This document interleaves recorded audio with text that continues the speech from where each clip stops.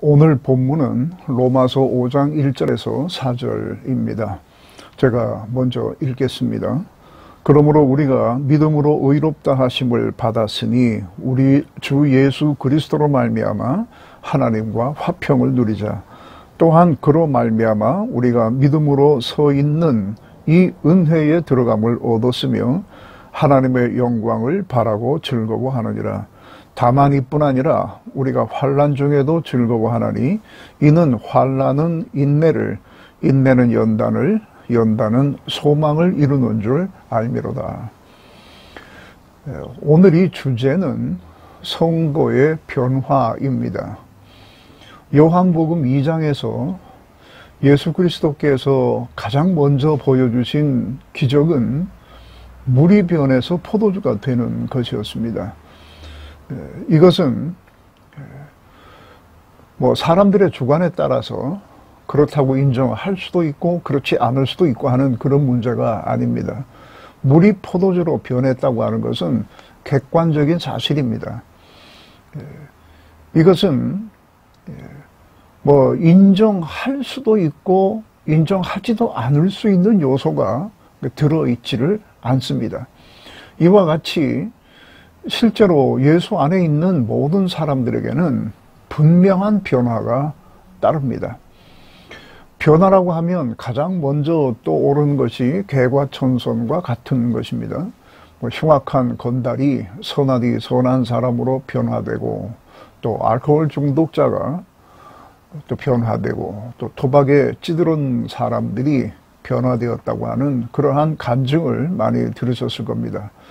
이런 간증을 들으면 한편으로는 하나님의 영광을 찬양하기도 하지만 또 한편으로는 자기 자신의 변화에 대해서 자꾸 의심을 하게 됩니다. 답보되어 있는 것 같은 자기 자신을 보면서 과연 내게 변화가 있었는가 의심을 하고, 또 이 변화에 대한 지나친 관심으로 인해서 무엇인가를 조작할 수도 있습니다. 그러나 오늘 이 말씀을 잘 들으시게 되면 기독교가 말하는 진정한 변화란 어떤 것인지를 알게 될 것이고, 또 이 변화에 따라서 합당한 행실이 뒤따르게 될 것입니다. 먼저 성경은 사람은 스스로 변화되지 않는다고 말합니다. 외부적 충격으로도 변화되지 않습니다. 오직 성령으로 새롭게 되어야만 변화가 됩니다. 이것이 성경이 말하는 변화의 핵심입니다. 그렇다면 사람들이 쉽게 말하는 그 변화와 성경이 말하는 변화는 근본적으로 어떤 차이가 있는가? 이건 먼저 말씀을 드려야 될 것 같습니다. 예레미야 13장 23절에 구스인이 그의 피부를, 표범이 그의 반점을 변하게 할 수 있느냐? 할 수 있을진데 악에 익숙한 너희도 선을 행할 수 있으리라. 그리고 또 예레미야 17장 9절에는 만물보다 거짓되고 심히 부패한 것은 마음이라 누가 능히 이를 알리요. 이렇게 말씀했습니다. 심히 부패하였다고 하는 것은 재생불능을 의미하는 것입니다. 이런 상태에서도 만약에 누군가가 변화되었다면, 그리고 그렇게 주장을 한다면 그것은 아마도 옷을 갈아입는 정도였을 것입니다. 이것도 사람을 어느 정도 변화시킬 수 있습니다. 예비군복을 입었을 때와 정장을 했을 때 사람의 행동 거지가 많이 달라지는 것을 보면 그런 정도도 약간의 변화는 일으킬 수 있겠습니다만은, 그러나 그것이 그 사람 그 자체를 변화시키지는 못합니다.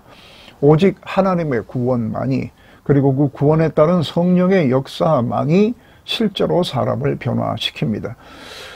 조금 너그럽게 말해서 주변에서 드물게 볼 수 있는 것이지만은 개과천선이라고 하는 그런 것도 사실은 물이 포도주가 되는 그런 변화가 아니라 물에다가 포도주를 조금 섞든지 아니면 많이 섞은 그러한 정도의 변화일 뿐입니다. 우리는 그런 변화를 추구하지 않습니다. 지난 시간에 저는 이미 의롭다함을 받게 되면 어떠한 변화가 따르는지를 말씀드렸습니다. 본문 1절에 이렇게 되어 있습니다.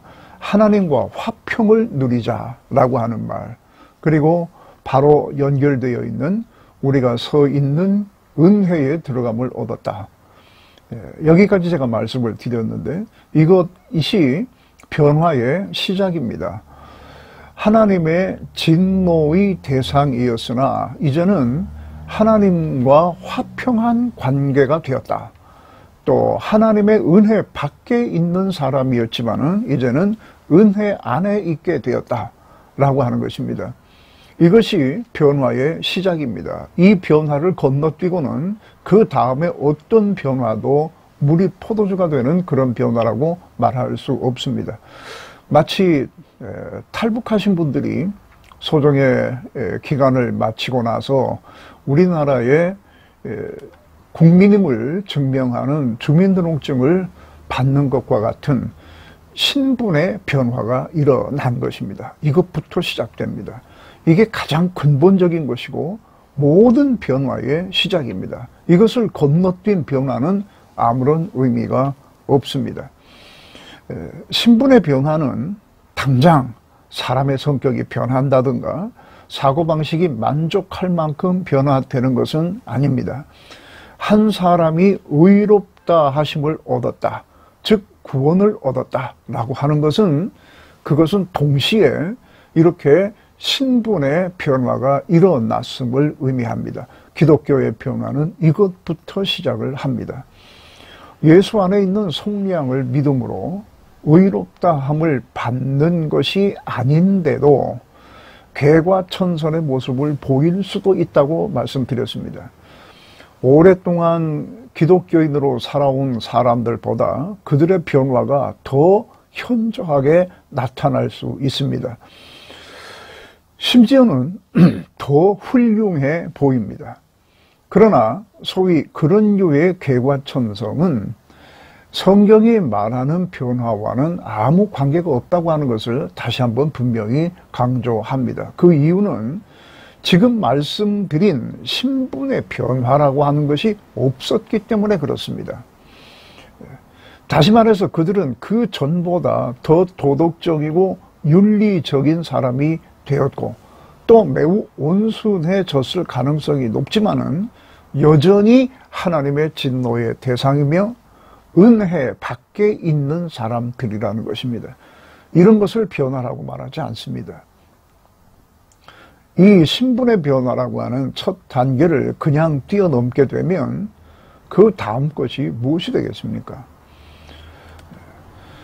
이 신분의 변화는 당사자가 그 초기에는 자신에게 무슨 일이 일어났는지 실감하지 못할 수도 있습니다. 잘 모를 수도 있습니다. 예를 들면 보육원에 있는 아직 어린아이가 인품이 매우 훌륭한 분들에게 입양이 되었다고 합시다. 입양하는 분들이 소정의 절차를 거쳐서 마지막으로 서류에 사인을 하면 이 아이는 그 순간에 그들의 자녀로서의 신분이 변화되는 것입니다. 이 아이는 아직 어려서 자신에게 무슨 일이 일어났는지 모릅니다. 어쩌면 그냥 그 보육원에서 같이 놀던 그 친구들과 헤어지는 슬픔 때문에 매우 슬퍼할 수도 있습니다. 그러나 이 내용을 알게 되면 참 더없는 복을 자신이 받았다고 하는 것을 자각하게 될 것입니다. 그렇다고 해서 이것을 자각할 때까지 신분의 변화가 유예되는 것도 아닙니다. 신분의 변화는 그렇게 해서 일어난 것입니다. 의롭다 하심을 받았다고 하는 것은 더 이상 하나님을 대적하는 영역에 있지 않고 하나님과 화평한 관계에 돌입한 것을 의미하는 것이고, 동시에 은혜 밖에서 은혜 안으로 옮겨진 사람이 되었다는 것입니다. 다르게 표현하면 하나님의 백성이 되었다. 이것보다 훨씬 더 강한 연대감을 가질 수 있는 표현인 하나님의 자녀가 되었다라고 하는 말로 표현할 수 있는 것입니다. 이것은 영적인 사건이기 때문에 말씀으로 잘 설명하기 전에는, 그리고 설명을 잘 듣기 전에는 알지 못하는 것입니다. 다시 말씀드립니다만 제가 이 설교에서 영적이라고 하는 말이 나올 때마다 계속해서 반복적으로 이것을 강조하고 있는데, 영적이라고 하는 말은 우리들의 육신적인 감각으로는 알 수 없는 것이지만 하나님께서 행하신 엄연한 사실을 가리키는 말입니다. 우리가 예수 그리스도와 함께 십자가에 못 박혀 옛사람이 죽었다. 이것은 영적 사건입니다. 그래서 우리 육신적인 감각으로는 이해하기가 어렵고 느끼기가 어렵습니다. 아마 느끼지 못하는 것입니다. 믿어야 되는 것입니다. 이렇게 말하는 것은 그리스도와 함께 죽었다 이렇게 말하는 것은 그냥 말을 멋있게 하려고 이렇게 하는 것이 아니라 영적으로 일어난 일이기 때문에 그 사건을 이렇게 설명을 하는 것입니다. 과학적 분석이나 철학적인 분석을 통해서 알 수 있는 것은 아니지만 분명히 일어난 사건을 말하는 것입니다. 그래서 믿음이 필요한 것입니다. 자, 이제 다음 단계로 들어갑니다. 이렇게 신분의 변화가 일어나게 되면 그 다음에는 하나님의 영광을 바라고 즐거워하느니라, 이렇게 되는 겁니다.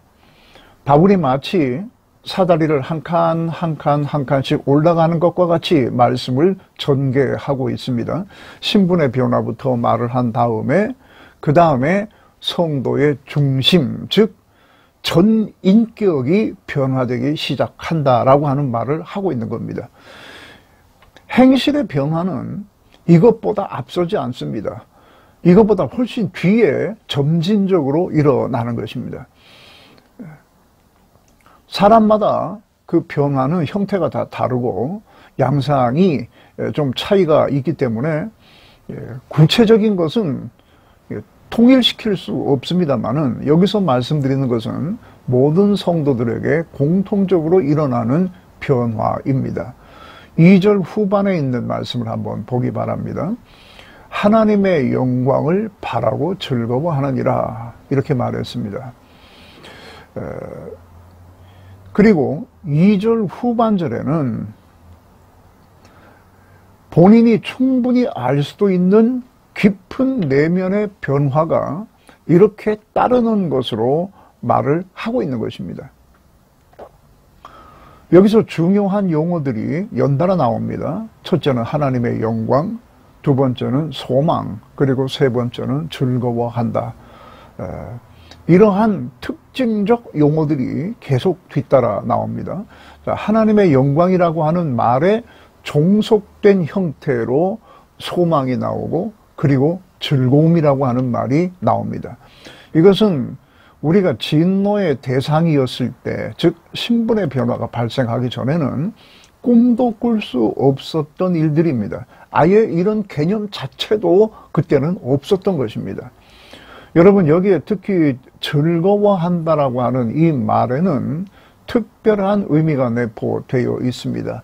이것을 헬라어로 카우카우마이라고 말을 하는데, 제가 이거 좀 대충 그냥 한번 살펴봤더니 이 낱말은 신약 성경에 40번 정도가 나옵니다. 그 중에 3분의 2 정도는 자랑이라고 번역이 되어 있고, 그리고 그 중에 3분의 1 정도는 기뻐하다로 번역을 했습니다.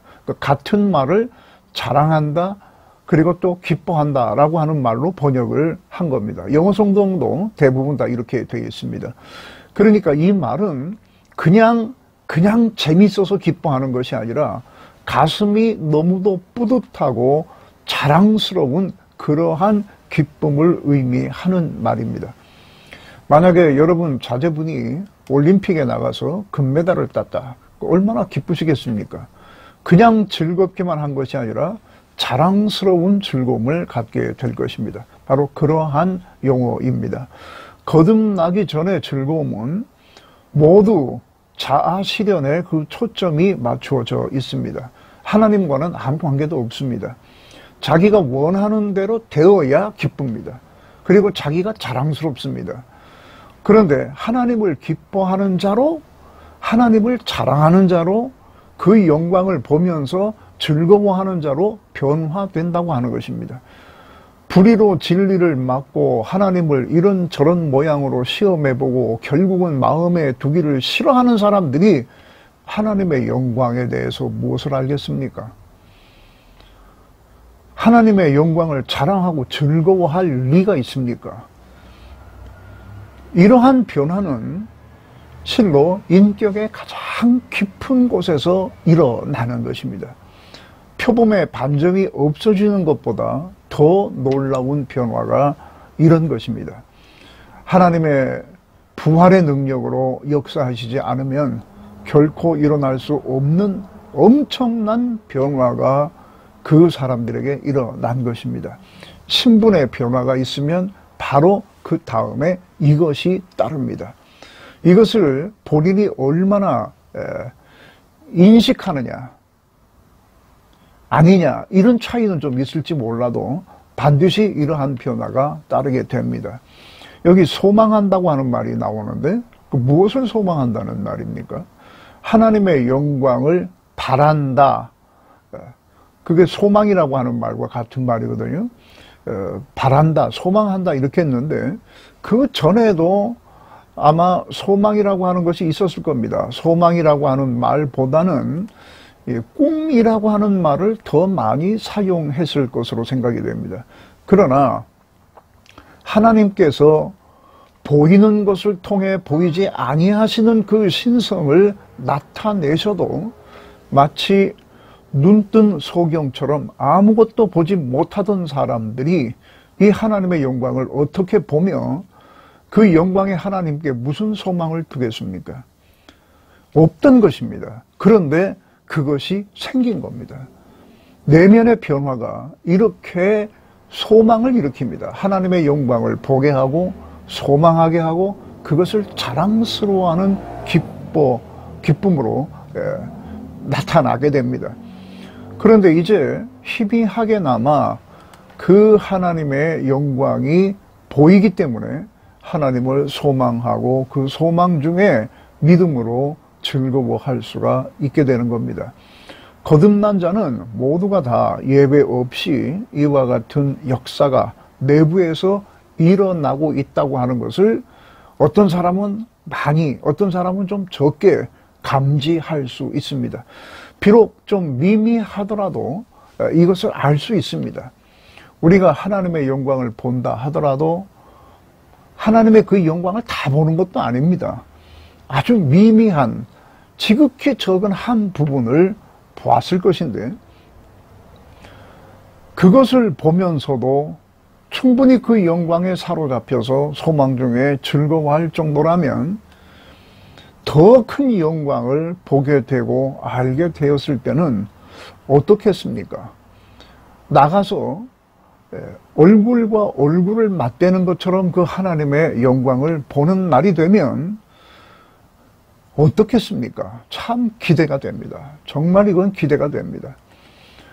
하나님의 영광을 바란다, 즉 소망한다고 하는 것은 그 영광을 어느 정도 알게 되었다고 하는 것을 말하는 것임과 동시에 그것은 반드시 그 내면에서 하나님의 영광을 자랑스러워하며 즐거워하는 그러한 변화를 일으킵니다.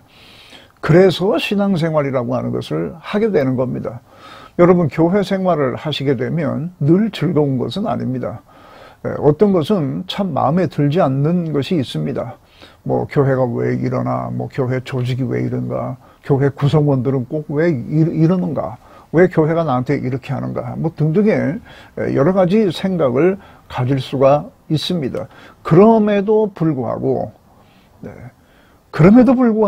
교회에서 신앙생활을 하고 있고 또 그것을 극복하려고 노력을 하는 것은 하나님의 영광과 그 안에 있는 은혜를 어느 정도 알고 있기 때문에 그렇게 하는 것입니다. 자, 이제 사다리를 한 칸 더 올라갑니다. 그 다음에 또 이렇게 말을 합니다.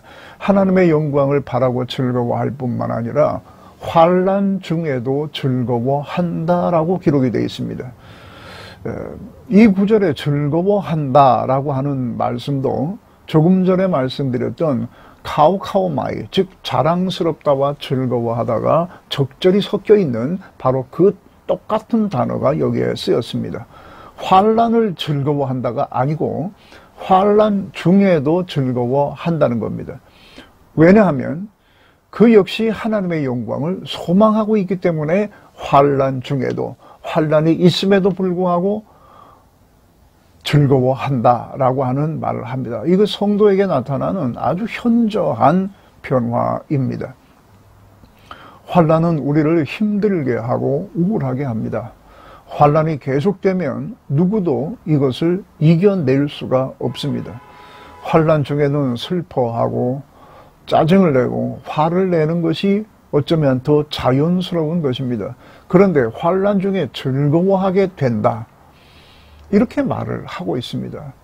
이것은 세상 사람들은 흉내를 낼 수 없는 것입니다. 때로 성도들의 카톡 그 대문이나 아니면은 좋은 명언 이러한 말들이 이렇게 돌아다니는 것을 보면 이렇게 환난 당한 사람들에게 위로하는 말들이 많이 있습니다.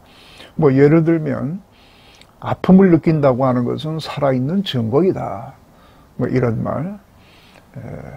또 한참 그 유행하는 것처럼 오르내리던 아프니까 청춘이다, 이런 말도 있고요. 또 우리 삶에 즐거움만 있다면 즐거움을 어떻게 알겠는가, 이런 것도 우리의 생각을 이렇게 좀 바꿔주는 그런 말이 되기도 합니다. 또 환난은 과실을 연글게 하는 가을의 태양이다 등등 이런 말들이 있는 것을 기억할 수가 있습니다. 환난을 견뎌내는데 어느 정도는 도움이 되는 말이라고 생각이 됩니다. 그러나 그 어떤 말도 사람을 환난 중에서 즐거워하게 할 수는 없습니다. 환난의 무게를 좀 이겨낼 수 있는 순간적인 힘은 좀 생길 수 있어도 환난 중에 즐거워하게 하는 것은 이 세상에 하나님의 말씀 외에는, 그리고 하나님의 역사 외에는 없습니다. 그리고 이것은 신분의 변화가 일어난 사람들에게만 가능한 것입니다.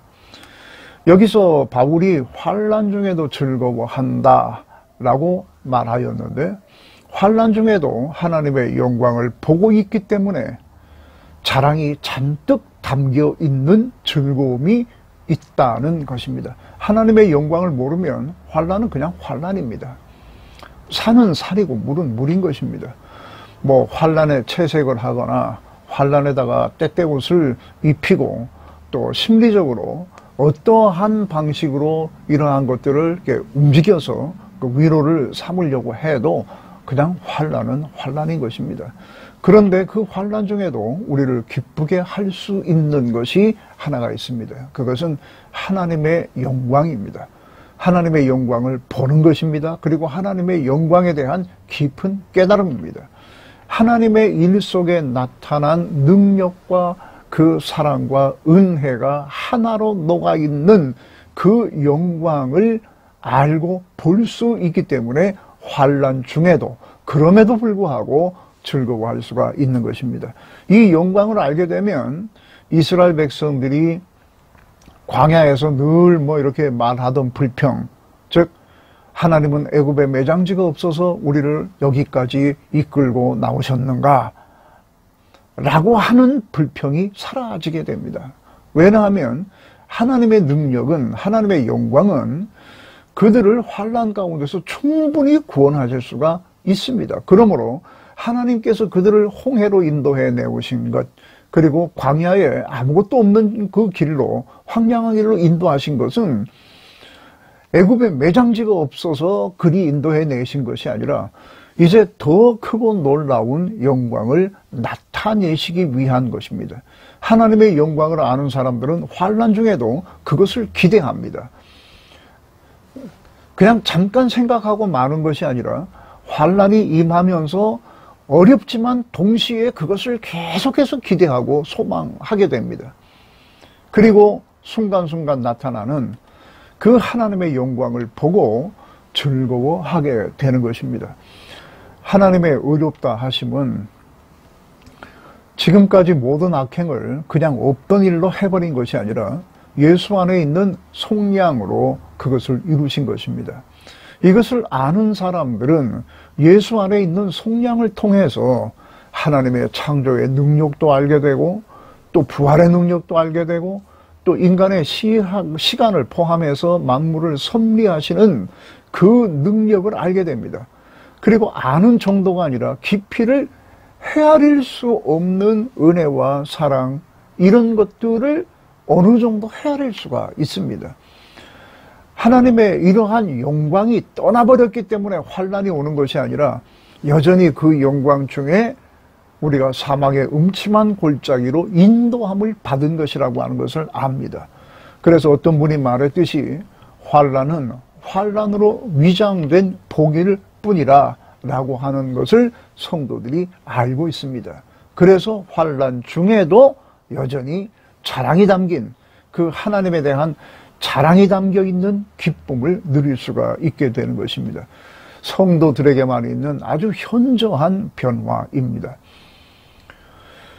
여러분, 원수 혹은 대적하는 관계에 있으면서도 서로의 유익을 위해서 무엇을 주고 받고 하는 것을 우리 많이 봅니다.